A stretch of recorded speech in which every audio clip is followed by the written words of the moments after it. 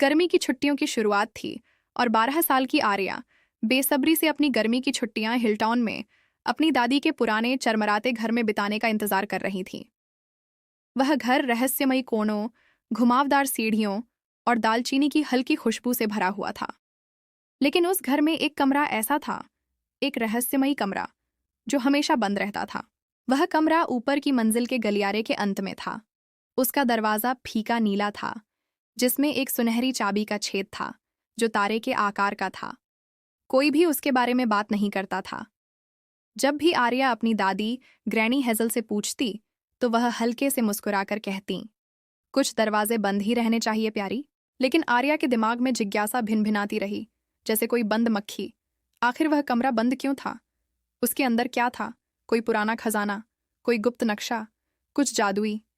उसने तय किया वह इसका पता लगाकर रहेगी। एक दोपहर जब ग्रैनी हेजल नीचे झपकी ले रही थीं, आर्या चुपचाप गलियारे से होते हुए ऊपर गई। उसे सिलाई की दराज में चाबियों का एक पुराना गुच्छा मिला था, जिसमें से एक पर तारे का निशान था। उसका दिल तेजी से धड़कने लगा जब वह दरवाजे के सामने खड़ी हुई। उसने चाबी ताले में डाली, वो फिट हो गई। क्लिक! दरवाजा चरमराया और खुल गया। अंदर का कमरा अंधेरा और धूल भरा था। छत से जाले लटक रहे थे और हवा में पुरानी किताबों की महक थी। लकड़ी की जमीन पर एक पुरानी सी दरी बिछी थी और बीच में एक लेखन मेज थी, जिसमें एक ही दराज था। दीवारों पर चित्र लगे थे, लेकिन सभी चेहरों पर खरोंचें थीं। आर्या के शरीर में सिहरन दौड़ गई। वह धीरे धीरे अंदर गई, जैसे कोई रोशनी की ओर खींचती पतंगा। उसने मेज की दराज खोली। वह चरमराई। अंदर एक पुरानी डायरी थी, जिस पर लिखा था 13 जून 1984। उसने डायरी खोली। पन्नों पर अजीब निशान और नोट्स थे। कुछ वाक्य रेखांकित थे। सूरज ढलने के बाद दर्पण मत खोलना। दरवाजा कभी खुला ना छोड़ा जाए। वह फ्रेम के पार से देखता है। अचानक उसे एक फुसफुसाहट सुनाई दी, बहुत हल्की, जैसे हवा उसका नाम ले रही हो। आर्या! वह घबराकर पलटी। वहां कोई नहीं था, लेकिन दरवाजा बंद हो रहा था। वह दौड़ी और ऐन वक्त पर उसका हैंडल पकड़ लिया। उसका दिल तेजी से धड़क रहा था। वह अब भी नहीं जाना चाहती थी। उसने कमरे के सबसे बड़े सामान की ओर देखा। एक पुराना खड़ा हुआ दर्पण, जिसकी सुनहरी फ्रेम थी। दर्पण धूल भरा नहीं था जैसे बाकी सामान। वह हल्का चमक रहा था और उसमें आर्या की जगह किसी और कमरे का दृश्य था। एक बगीचा, जिसमें लाल फूल और एक सफेद बेंच थी।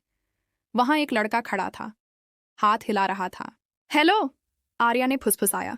लड़के ने उसका नाम अपने होठों से कहा। मदद करो। एक ठंडी लहर उसके शरीर में दौड़ गई। उसने हाथ बढ़ाया और जैसे ही उसकी उंगलियां सतह को छूने वाली थीं, दर्पण पानी की तरह लहराया। वह पीछे हट गई। डायरी की चेतावनी उसके दिमाग में गूंज रही थी। सूर्यास्त के बाद दर्पण मत खोलना। उसने मेज के ऊपर दीवार घड़ी की ओर देखा।